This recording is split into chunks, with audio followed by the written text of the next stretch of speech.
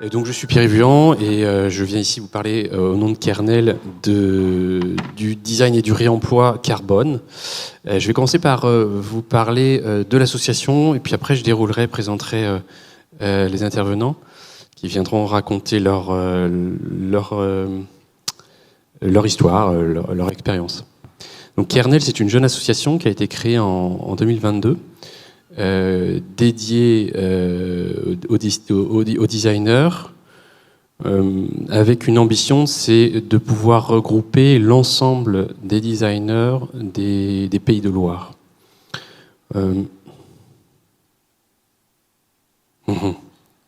Voilà.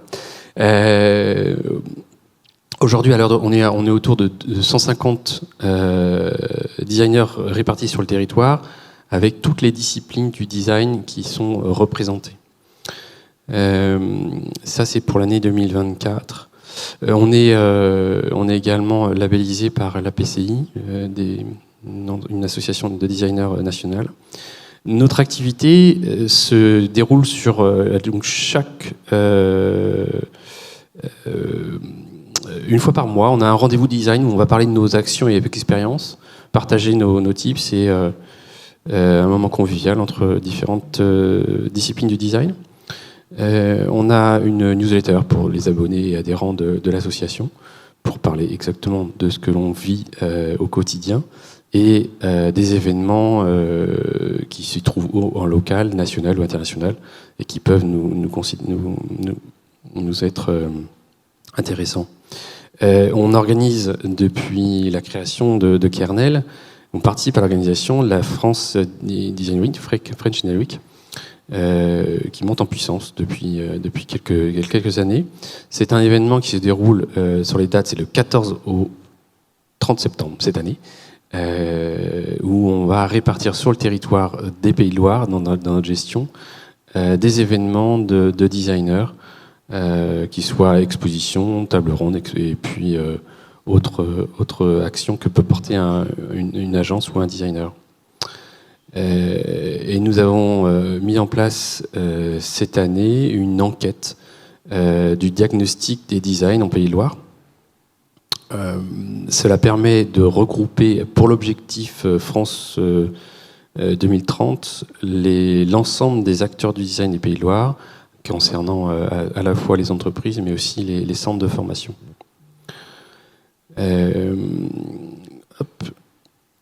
Notre dernière action qui nous fait que nous sommes ici pour vous en parler, c'est Design Transition, avec une ambition de pouvoir créer le lien entre les industriels et les designers pour les amener à réfléchir sur les matériaux de réemploi.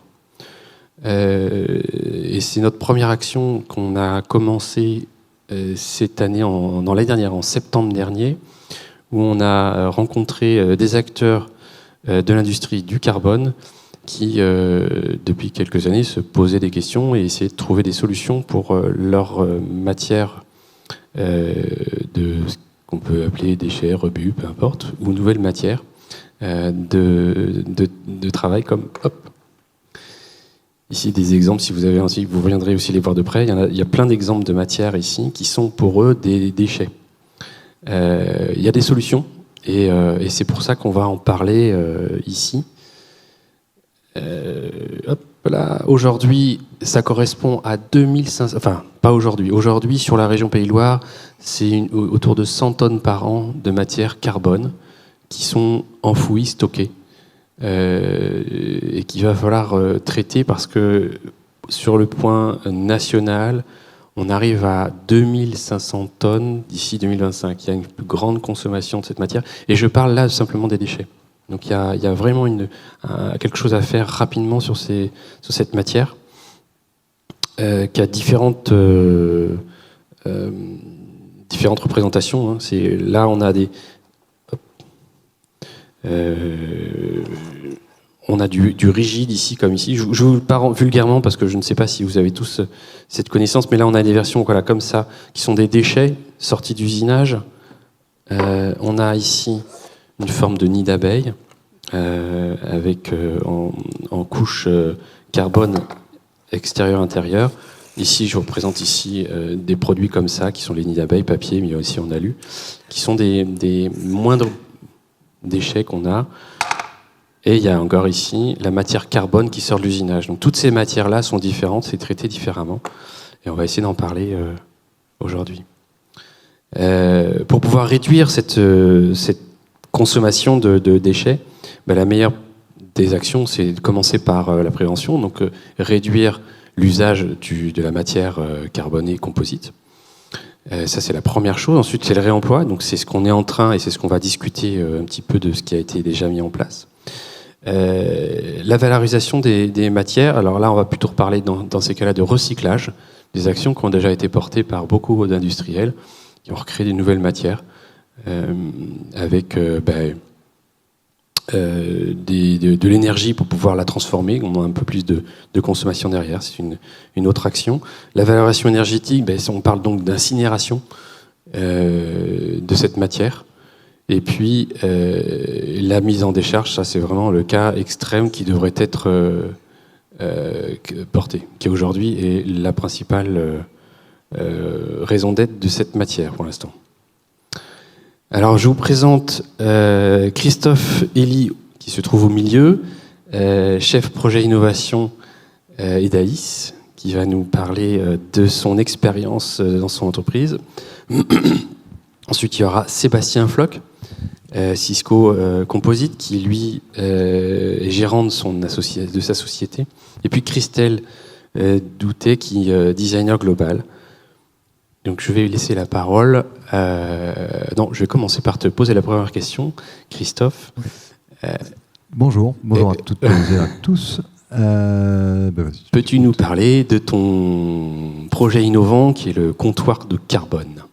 Oui, alors le comptoir du carbone est né à la suite de Covid par rapport à des pertes de marché qu'on avait eues. On avait un stock assez important de composites. Quand on a voulu s'en débarrasser, pour ainsi dire, on a su que c'était enfoui pas très loin de chez nous. Et donc, à la suite de ça, on a créé le comptoir du carbone donc il y a une plateforme sur Internet de vente de produits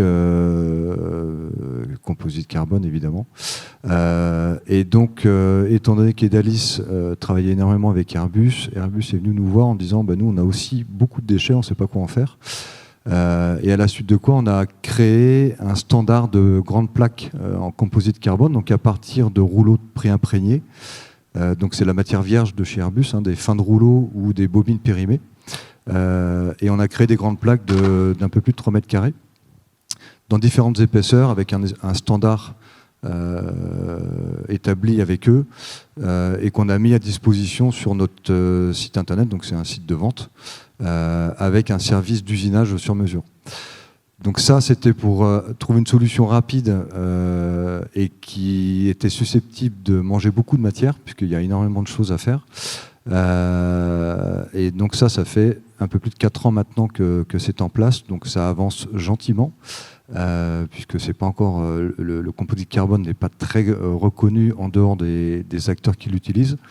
Et c'est pourquoi, au fur et à mesure des différents contacts que j'ai pu avoir au gré de mes recherches, j'ai rencontré différents designers, dont Kernel. Et l'idée étant de faire découvrir le composite carbone à tous les acteurs qui ne connaissent pas le composite carbone. C'est-à-dire que remplacer du carbone vierge par du carbone en réemploi sur des produits déjà fabriqués en carbone, c'est une chose. L'amener dans d'autres secteurs en est une autre. Et pour ainsi dire, et pour avancer un peu plus vite, il fallait emmener cette matière, la faire connaître par ceux qui conçoivent les produits, donc les designers, les ingénieurs en bureau d'études. Donc avec Kernel, on est en train, avec Kernel et les partenaires qui sont ici, on est en train de réfléchir à comment on va pouvoir monter une filière pour accélérer la donne sur le réemploi de cette matière. Donc ça c'est l'interface de la plateforme. Oui. Qu'est-ce que le design peut apporter pour toi, selon toi ? Qu'est-ce que le design peut apporter selon toi à cette le nouvelle design, stratégie d'emploi. justement, alors kernel, ce qui est intéressant, c'est que vous avez un large panel de designers dans différents secteurs d'activité. Et donc, on a fait des sessions apprenantes ou learning sessions pour les plus anglophones, de façon à ce que le carbone soit mieux connu, que vous ayez une meilleure compréhension de la matière et pour savoir tout ce qu'on peut faire avec. Il faut savoir que le carbone est un premier pas dans le réemploi des matières industrielles, mais vous avez des dizaines de milliers de matières à faire. Donc vous avez pu voir du NIDA, mais il n'y a pas que ça. On parle de matière vierge, mais il y a aussi de la matière polymérisée, donc c'est des pièces en dur, comme des plaques, comme des pièces en forme. Et donc les designers vont pouvoir s'approprier la matière et proposer à leurs clients des idées de développement de produits avec ce type de matière qui, je le répète, est là avant tout pour sa légèreté et sa résistance. Donc ça peut amener à pas mal de choses. Et après, l'idée aussi derrière ça, c'est de sortir la matière de ce pourquoi elle est destinée, et donc d'aller trouver des nouveaux usages, tout simplement, de réemploi, sans oublier le réemploi du réemploi. C'est-à-dire qu'aujourd'hui, faire du réemploi ou du recyclage, c'est une bonne chose, mais le quid, c'est qu'est-ce qui se passe après, une fois que ce produit réemployé ou recyclé arrive en fin de vie. Il faut que cette boucle soit continuelle au final, et donc on a besoin de designers pour penser les différents usages et les différentes vies de tous ces produits. Là, j'ai une question qui me vient tout de suite. Pour toi, la différence entre le réemploi et le recyclage, qu'est-ce qui est le plus impactant? Quelle est la différence pour toi? Alors, il y a beaucoup d'amalgame autour de ça. Le recyclage, c'est à partir du moment où vous démantelez la matière pour en faire une autre. Donc, vous utilisez de l'énergie pour la démanteler et vous en réutilisez pour en refaire une autre matière. Le réemploi, vous ne touchez pas la matière, vous la prenez telle qu'elle et vous en faites quelque chose. Donc, pour ça que le réemploi est plus efficient que le recyclage. Et combien même, on aura toujours besoin du recyclage, puisque quand un produit arrivera réellement en fin de vie, qu'on ne pourra plus rien en faire, il faudra le recycler. Donc ça, le recyclage, il y a eu beaucoup d'appels à projets et de subventions qui ont été faites ces dernières années. Donc pas mal de technologies de recyclage de composite carbone existent, sont en développement avec pas mal de sociétés en France et en Europe, et dans le monde d'ailleurs. Le réemploi, ça rame un peu. Donc on est là pour faire accélérer les choses. Et donc il faut bien effectivement faire le distinguo entre le recyclage et le réemploi. C'est complètement différent. Et ça, on pourra le voir avec des ACV éventuellement plus tard. Exactement, l'ACV. On pourra en reparler aussi si on a des questions derrière. Enfin, parce que je vais repasser la main à Sébastien Floch. Donc je réitère, associé gérant de Cisco Composite. Qu'est-ce que tu fais dans ta société? Nous fabriquons des pièces en matériaux composites dans tous les secteurs, que ce soit le nautisme, l'aéronautique ou sport ou industrie classique. Et depuis quelques années, nous fabriquons des pièces avec du carbone reuse, un réemploi. Première question qui me vient tout de suite, pourquoi vous êtes passé au reuse alors? C'était une volonté du client à la base. Donc, le vrai premier projet qu'on a eu, c'était des fabrications de lames de carbone pour amputer, pour remettre les gens à la pratique du sport. On en reparle juste après, oui. Voilà. Ouais. Donc c'est venu à la base de la volonté du client et ça nous a titillé. Et on a pensé de plus en plus à utiliser cette matière pour fabriquer des pièces. Les principaux fournisseurs, c'est Airbus. C'est Airbus essentiellement aujourd'hui. Ouais. Ouais, pardon. Alors justement, ça me fait l'introduction. Là, c'est ton dernier produit dans ce domaine. Oui. Voilà. Est-ce que tu veux bien nous en parler? Oui. Première question qui me vient. Alors, est-ce que ça a été techniquement compliqué? Est-ce que c'est de changer la matière entre du réemploi ou de la matière normale, vierge, je dirais? Voilà, qu'est-ce que tu as soulevé comme problématique pour y arriver? Par rapport au réemploi, le réemploi par rapport à une matière classique, ça ne nous a posé aucun problème. Parce qu'on a utilisé des chutes, entre guillemets, de production. Donc la résine, la matière n'était pas périmée. Elle était viable. Déclassée. Elle a été déclassée par Airbus. Déclassée parce que la longueur ne permettait pas de fabriquer des pièces chez Airbus. Donc Airbus a reconditionné la matière et nous a livré des rouleaux pour qu'on puisse fabriquer ces vélos-là. Voilà. D'accord. Donc techniquement, il n'y a aucune différence entre le... Pas plus de temps, pas plus de... Pas du tout. Facile. Donc Ouais. c'est des genres de nappes un peu moins sèches que celle-ci, parce que celle-ci, elle est bien sèche. Mais ah oui, ça c'est important, ça, parce qu'on ne le sait pas trop, mais ça doit être conservé dans quelles conditions? Alors, les pros imprégnés ont 2 durées de vie, une durée de vie à moins 18 degrés, qui oscille entre 1 et 2 ans suivant les fabricants, et une durée de vie hors congélateur, donc à température ambiante, qui varie entre 30 et 60 jours, Oui. à peu près. Donc il te faut un beau frigo. Un beau frigo, ouais. ouais. Voilà. Et donc là, vous avez sorti, chez Cisco, vous avez sorti combien de modèles là, de ce On a film sorti 8 tandems. 8 tandems, ouais. Tu veux en parler un peu plus Oui, en fait, c'est via Airbus. On a été mandaté par l'ANS et la Fédération française de handicap pour fabriquer, pour l'équipe de France, 8 tandems sur mesure pour chaque équipe de pistards. On appelle ça. Ouais. Voilà. D'accord. D'autres projets sont arrivés. Alors c'était justement celui-ci dont tu parlais Voilà. en tout Ça, premier. celui-là, c'est le premier qui a déclenché le réemploi chez nous. Donc c'est une. Qu'est-ce que c'est, oui. Pareil, c'est via Airbus et Salomon qui ont développé ces lames-là avec des étudiants de l'IMT d'Albi. Et ils cherchaient des personnes pour industrialiser ces produits-là. Donc aujourd'hui, on a commencé à faire, je crois, une vingtaine de lames la première année. Aujourd'hui, on va arriver à peu près à 1000 lames,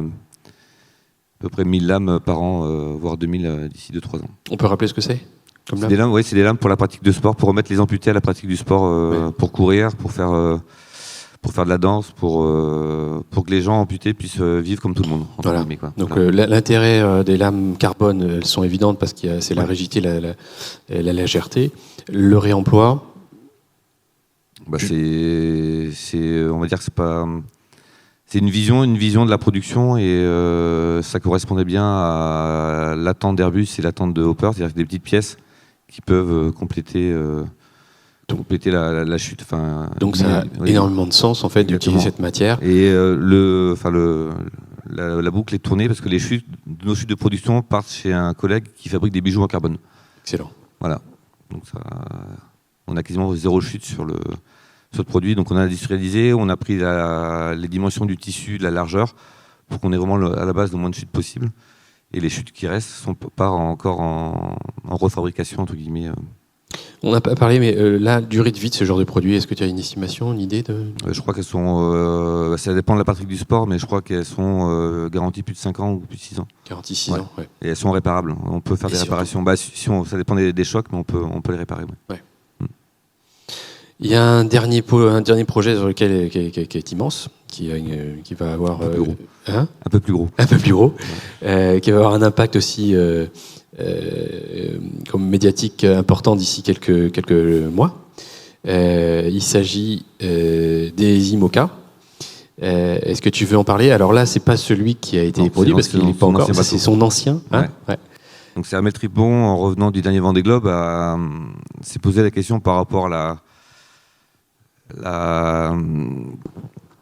l'impact environnemental que peut avoir la fabrication des bateaux. Donc, Armel Tripon, pardon, skipper. skipper, ouais. Et en fait, il a vite rencontré Airbus, ou Airbus a rencontré vite Armel Tripon pour parler des projets de réemploi. Et il a trouvé que c'était une bonne idée. Il a mis du temps à mettre en place son projet pour trouver les acteurs pour fabriquer son bateau. Donc c'est Duquesne, un sous-traitant aéronautique qui s'est diversifié et qui a quasiment fini de faire son bateau aujourd'hui. Duquesne, une entreprise locale qui est Local, aussi de Nantes, ouais. qui est à Malville, donc c'est vraiment tout près. Et nous, on a participé à la fabrication des cloisons structurelles sur le bateau, des puits de foil et des tabliers de safran. Donc des pièces secondaires, tout en réemploi. Et Duquesne a fait toute la coque. Ouais. Il y a quasiment 80% du bateau qui est fait en réemploi aujourd'hui. 80% de réemploi de carbone. C'est Il doit énorme. représenter 3 tonnes, je crois, à peu près. C'est ça, 3 tonnes, 3,35, c'est le poids du bateau. Voilà. C'est énorme. Donc c'est 3 tonnes en moins à fabriquer. C'est ça. Ou à enfuir. Ou à enfouir. Donc c'est vraiment, là, c'est un beau bébé, un super projet environnemental. Qui Et d'ailleurs, permet pour info, ils ont d'autres demandes de skippers pour les prochains Ça Oui. titille aussi la C'est la filière curiosité et l'envie d'autres skippers. La filière Ouais, d'IMOCA qui va être un peu plus sollicitée pour aller chercher d'autres bateaux comme ça dans ce type-là. tout à fait. Pratique de sport qui évolue, tant mieux. Voilà. D'autres choses à... Non, pour l'instant, Non. il y a d'autres Eh ben, projets, voilà. mais Eh ben, on en reparlera plus tard. Voilà. Je vais passer la main à Christelle qui va nous parler de son expérience avec Airbus, puisque ça remonte à quoi? C'est 2021-22 2017, que j'ai commencé à travailler avec eux. Voilà. Eh ben, tu vas raconter ton histoire, parce qu'elle est très, très intéressante. Merci beaucoup. Bonjour à tous. Donc oui, effectivement, donc moi, mon aventure avec Airbus a commencé en 2017. Alors je suis indépendante, c'est important pour moi, je ne suis pas du tout salariée d'Airbus. Ils ont organisé en septembre 2017 un hackathon à Rezé, où voilà, tous les salariés, en tout cas des usines Airbus à Nantes, étaient invités à travailler pendant 2-3 jours autour de différents projets d'innovation. Et ils ont demandé à 5 designers donc de l'école de design de Nantes ou issus de l'école de design de Nantes de pouvoir voilà, s'imprégner, en tout cas être au sein des différentes équipes pour pouvoir aider les salariés voilà, à aller plus loin en tout cas dans les projets et aussi proposer d'autres méthodes en tout cas d'innovation. C'est dans ce cadre-là que moi, du coup, j'ai intégré donc ce hackathon-là. Et donc, je suis allée au sein d'une équipe donc, qui travaillait autour du réemploi des matériaux composites. Donc voilà, et donc on avait imaginé en tout cas une plateforme justement pour pouvoir mettre en liaison Airbus et des particuliers ou des professionnels, voilà, pour pouvoir en tout cas donner des matières et voilà, réutiliser toute cette matière qui allait être effectivement probablement peut-être enfouie. Et donc c'est mon équipe qui a gagné, donc j'étais super contente. Et donc ce qui m'a permis aussi de mettre un peu en lumière, en tout cas au sein des différentes équipes à Airbus. Et on a très vite entendu parler, en tout cas, d'une autre équipe qui était basée à Toulouse, voilà, qui travaillait un petit peu sur des choses parallèles. Donc je suis allée à Toulouse pour aller les rencontrer. Et eux, donc ils n'avaient pas du tout créé une plateforme, mais ils avaient plein de pièces d'avions et ils étaient à la recherche de designers pour pouvoir transformer ces pièces-là. Donc vraiment, il y avait tout type de pièces. Et quand je suis arrivée là-bas, je me souviens, c'était un peu la caverne d'Ali Baba. Il y avait vraiment des pièces de toute taille. C'était extrêmement intéressant. Et donc, voilà, donc on m'a proposé de choisir des pièces selon moi, ma sensibilité. C'est vrai que j'ai beaucoup apprécié un peu qu'on m'ait donné cette carte blanche, en tout cas au sein d'Airbus, pour choisir mes pièces, voilà, et puis monter des projets, en tout cas en mobilier autour de ça. Et donc j'ai flashé sur une pièce qui est un radome, donc c'est le nez de l'avion. Je trouvais que c'était vraiment une pièce. Tu voulais spoiler, mais je voulais d'abord que tu Désolée. parles de ça d'abord. Est-ce que tu voulais me parler d'abord de ta table basse? Oui, Et puis après, oui, on... ça marche. Oui, parce que- Ça marche. Donc, la table basse que vous avez devant vous, elle a été créée donc, à partir d'un encadrement d'un hublot A320. Et donc, j'aimais beaucoup cette pièce parce que qui n'a jamais rêvé d'être à côté du hublot pour pouvoir voir le soleil se lever quand on est dans un avion? C'est toujours un peu les places voilà, qu'on a absolument envie, qui sont vraiment, qu'on a vraiment envie d'être. Et donc, voilà, j'aimais beaucoup un peu tout cet esprit-là, un peu cette poétique, cette poésie qu'il pouvait y avoir autour de cet objet-là. Et donc j'ai proposé 4 tables différentes avec 4 piétements différents. Et donc j'aimais beaucoup ces petits trous justement où on pouvait s'amuser à insérer en tout cas des pieds différents. Et donc voilà. Et donc le pied de cette table-là, alors je ne sais pas si vous allez pouvoir vous imaginer. En fait, ça reprend exactement. C'est une pièce en fait qui a déjà dans les avions. Enfin, en tout cas, j'ai imaginé ce piétement-là à partir d'une pièce qui existe déjà dans les avions. C'est là où vous mettez vos bagages devant vous. Donc je ne sais pas si vous voyez en tout cas comment c'est, mais en tout cas ça reprend exactement cette forme-là. Et j'aimais bien aussi faire cette liaison entre des formes en tout cas qu'on peut déjà avoir au sein des avions, et voilà, et recréer ça sous forme d'un piétement, en tout cas d'une table basse. Super intéressant. Et alors, tu as un deuxième projet. Et c'est là où tout de suite je vais C'est changer ça. la slide. Dès que tu commences à en parler, vas-y, je t'écoute. Ça marche. Moi, vous avez rien entendu avant. Donc voilà, donc du coup c'est un radome, donc qui est le nez de l'avion, voilà. Donc ça c'est un des autres piétements en tout cas d'une autre table basse que j'avais proposée. Donc le radome, donc c'est le nez de l'avion, et je trouve que c'est une pièce qui est tellement exceptionnelle parce que c'est celle qui est la première à être en contact avec l'air. Donc je trouve que c'est là où il y a le plus d'impact en tout cas avec l'air, et voilà, et je voulais créer en tout cas encore une fois de plus une certaine un peu poésie autour de cet objet-là, et donc j'ai imaginé ce fauteuil. Ce fauteuil en tout cas où on vient se lever en tout cas voilà, dans cette pièce qui est vraiment incroyable. Donc là c'est vrai qu'elle est découpée, mais il faut s'imaginer en tout cas donc un nez d'avion, c'est un peu comme un œuf que vous coupez en deux. C'est ce que j'allais dire, ça me fait penser à l'Eggs, le fauteuil Eggs. Et donc voilà, donc faut imaginer que c'est une pièce qui est comme ça, et donc après nous on a fait des découpes à l'intérieur, voilà, pour moi Nantes c'est ma ville, je suis née ici, c'était hyper important pour moi de travailler avec des artisans nantais et de pouvoir mettre en valeur en tout cas les talents et les savoir-faire de notre région. Donc j'ai un peu exigé que l'on puisse me rapatrier ma pièce de Toulouse à Nantes et que je puisse travailler avec des artisans de la région nantaise. Donc voilà, donc c'est une tapissière et un ébéniste que j'ai pu travailler donc à Sainte-Pazanne. Et voilà, donc après cette pièce est repartie à Toulouse pour pouvoir faire des conférences, etc., pouvoir la mettre en valeur. Alors voilà, mise en valeur, boum. C'est ça. Super. Et voilà, et c'était une vraie chance pour moi, mais voilà, j'étais aussi extrêmement fière pour moi de pouvoir travailler avec des artisans locaux et de pouvoir montrer tout le savoir-faire et le potentiel aussi qu'ont les artisans à Nantes. Ah oui, c'est très intéressant. Un et beau donc, travail et puis une donc belle les petites expérience. tables basses aussi qui sont devant. Voilà.